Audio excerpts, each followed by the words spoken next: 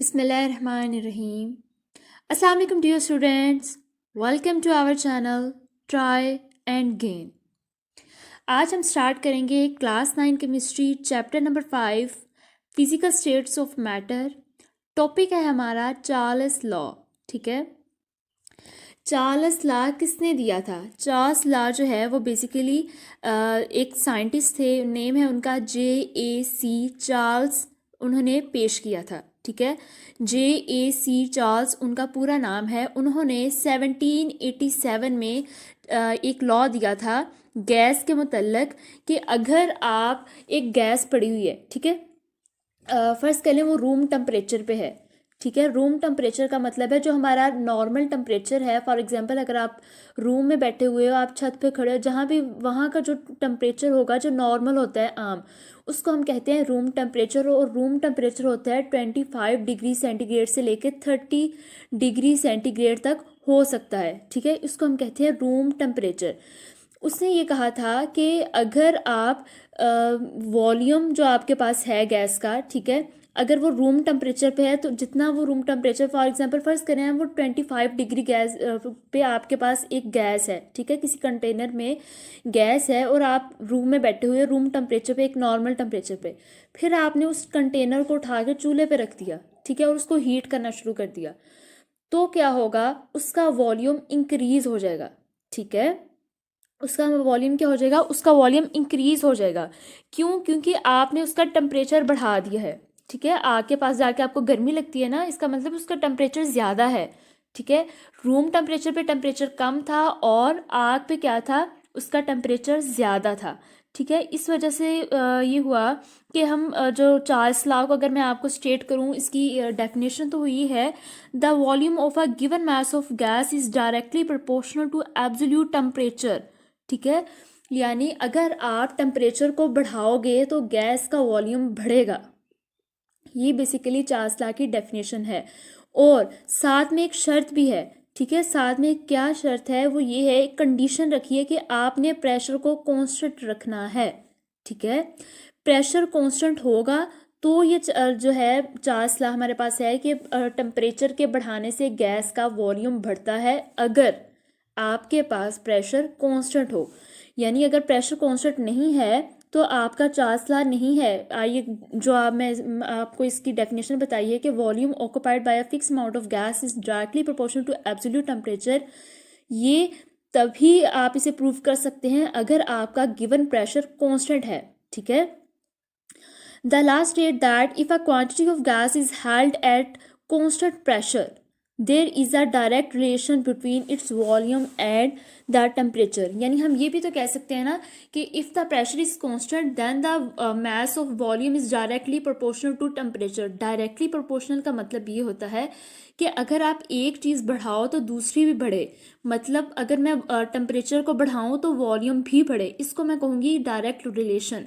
यानी टेम्परेचर के बढ़ाने से वॉल्यूम बढ़े, इसको मैं कहूँगी डायरेक्ट रिलेशन। ठीक है, और चार्ल्स लॉ यही था बेसिकली कि वॉल्यूम के तब इंक्रीज होगा अगर आप टेम्परेचर को इंक्रीज करें। और ये किसने पेश किया था? ये J.A.C. चार्ल्स ने पेश किया था। कब पेश किया था? 1787 में।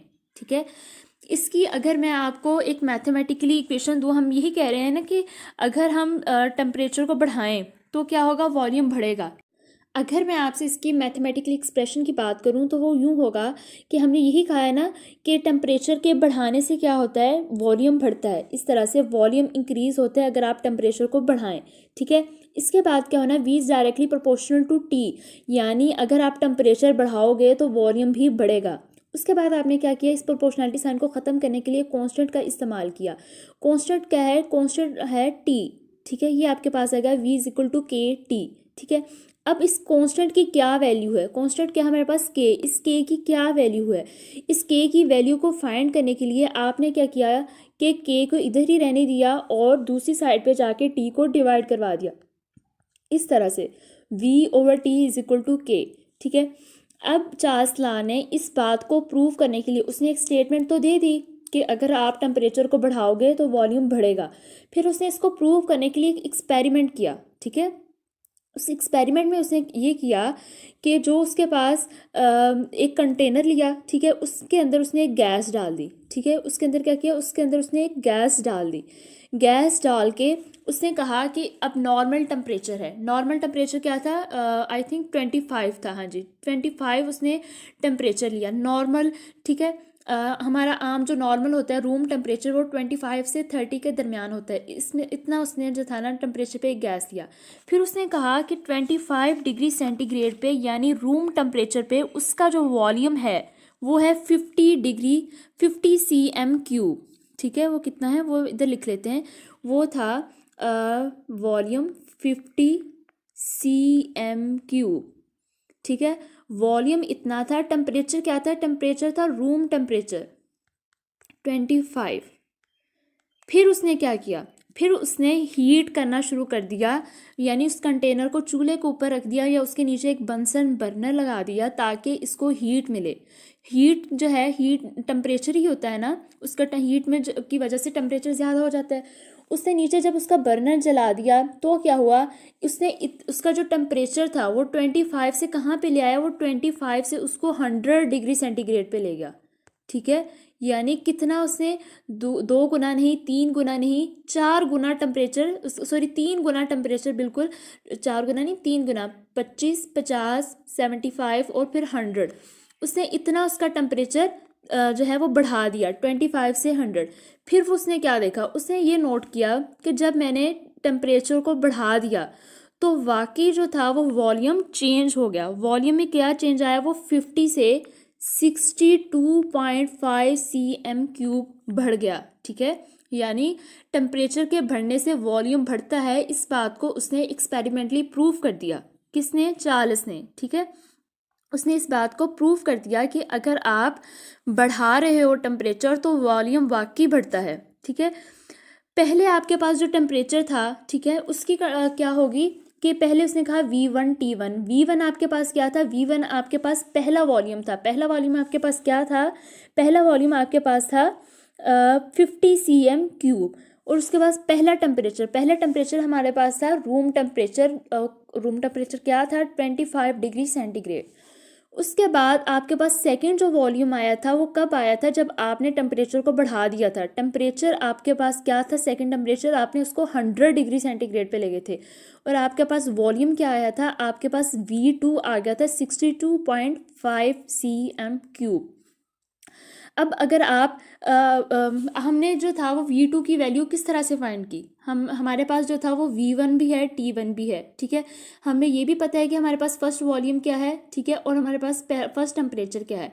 उसके बाद हमने ये कहा कि हमने T2 पे ले गए, ठीक है। T2 जो है हमारे पास वो है कितना, 100 डिग्री सेंटीग्रेड। अब आप इस तरह से भी कर सकते हो कि V1 ओवर T1 और दूसरी साइड पे V2 ओवर T2, ठीक है। अब आपने इस T2 जो इधर हो रहा है डिवाइड, दूसरी साइड पे जाके ये मल्टीप्लाई हो जाएगा। और अगर आपने V2 की वैल्यू को फाइंड करना है, मतलब हमने यही कहा ना कि V1 over T1 is equal to V2 over T2, ठीक है। अब आपको ये V2 की वैल्यू नहीं पता तो आपने क्या करना है, इस V2 को इधर ही रहने देना और T1 को इधर वाली साइड पे जाके मल्टीप्लाई करवा दें, तो आपके पास V2 की वैल्यू आ जाएगी, V2 is equal to V1 over T1 multiply by T2, ठीक है, ये आपके पास आ जाएगी। इस तरह आप V2 की वैल्यू को फाइंड कर सकते हैं। या फिर अगर आपके पास V2 है, आपको T2 नहीं पता, तो आप क्या करेंगे, आप इस सारी साइड को इधर वाली साइड पे ले आएंगे और T2 को इधर ही रहने देंगे, ठीक है। यानी जो था चार्ल्स लॉ, उसने ये बात, चार्ल्स लॉ जो था वो इसी तरह नहीं दिया गया, बल्कि एक एक्सपेरिमेंट जो था इस पे किया गया कि क्या वाकई टेम्परेचर के बढ़ाने से गैस का जो वॉल्यूम है वो बढ़ता है, ठीक है। इस तरह चार्ल्स ने जो है इस लॉ को एक्सपेरिमेंटली प्रूव किया है। ये तो स्टूडेंट्स आज का लेक्चर, उम्मीद है कि आपको आज के लेक्चर की समझ आ गई होगी। इस तरह के मज़ीद लेक्चर्स के लिए हमारे चैनल के साथ कनेक्ट रहें। मिलते हैं नेक्स्ट लेक्चर में, तब तक अल्लाह हाफिज़।